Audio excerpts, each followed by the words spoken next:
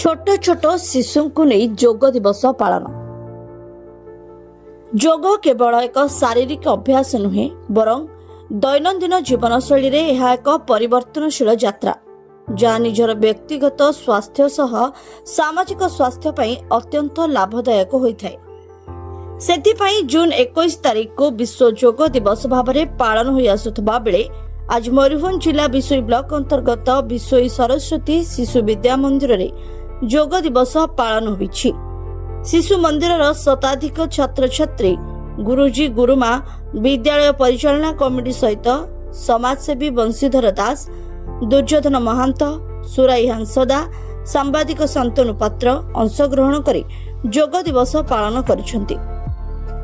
शेषरे बंशीधर दास शरीर पई योग केते गुरुत्वपूर्ण और आवश्यकता रही समाज पई ताहार वार्ता देथिले।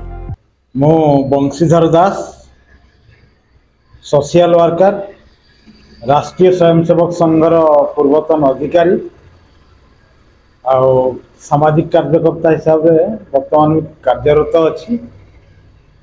आज आंतर्जातिक योग दिवस आमर यशस्वी प्रधानमंत्री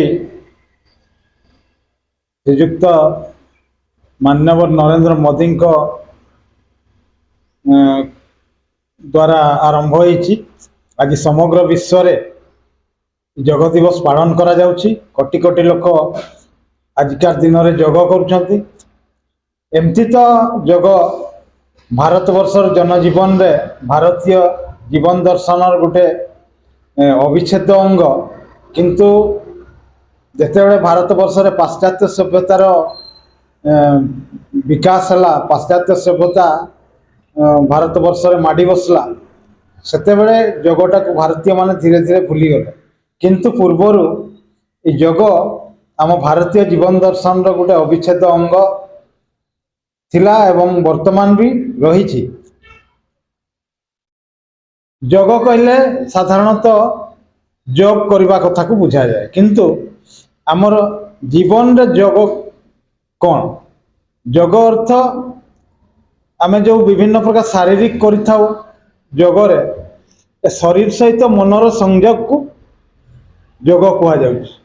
आमे आजिर व्यस्तबहुल जीवन रे शरीर को भूली जाउछु एवं मन अन्य आडे दौड़ुछि। आमर विभिन्न काम रे व्यस्त रहउछि, शरीर कथा आमे भूली जाउछु। तेणु योग कले शरीर सहित मनर संयोग होइथाय। योग कले मन सहित आत्मार संयोग होइथाय। मन और आत्मार संयोग नहले जीवन दुर्विषह हो पड़े।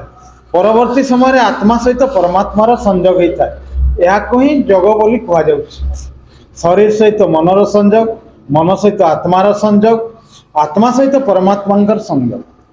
आ परमात्मा को प्राप्ति हेले ही मनीष निर्वाण प्राप्ति होता है, आउ मनीष सर्वसुख प्राप्ति होता है। तेणु समाज सांसारिक जीवन रे मनीष यदि योग को आपणई नेब, दैनंदिन जीवन रे योग को गोटे अविच्छेद अंग भाव में परिगणित कर प्रतिदिन किछि समय योग करिवो, ताहले शरीर सुस्थ होगा संगे संगे मन सुस्थ रहिबो आ निरोग रहिबो एवं सबु काम हमर सुरुखुर रे हेई परिबो। आ आमे सबु दृष्टि सुस्थ हेई परिबा, शारीरिक दृष्टि, आर्थिक दृष्टि आ सामाजिक जीवन दृष्टि आ हमर परवर्ती जीवन परवर्ती जोटा आमे परिकल्पना करू जे आमे स्वर्ग प्राप्ति हेबो कि मनीष मरीगले सुख पाइब, यही जिनसटा भी आमको परवर्ती समय रे आमर जो हिंदू चिंताधारा रही से अनुसार आम प्राप्ति ही पारिबा। यही प्रकार विश्वास भारतीय मान मन अच्छी। आ प्रमाणित कर देखते मुनि ऋषि मैंने आम देशर हजार हजार वर्ष धरी तपस्या करिकी योग ध्यान करिकी ईश्वर प्राप्ति होती एवं जीवन को गोटे चरम सुख अवस्थार प्राप्ति होती जीवन ए प्रकार प्रमाण मध्य कर जाइए। तेणु योग हूँ समग्र मानव जाति गोटे माने संसार सबुठ भल जिनस। आ योग को जी आपणई पाला सी सर्वसुख प्राप्ति हो, एथिरे कौनसी संदेह नहीं। विश्वरू बीसी सरदार रिपोर्ट ASPN न्यूज।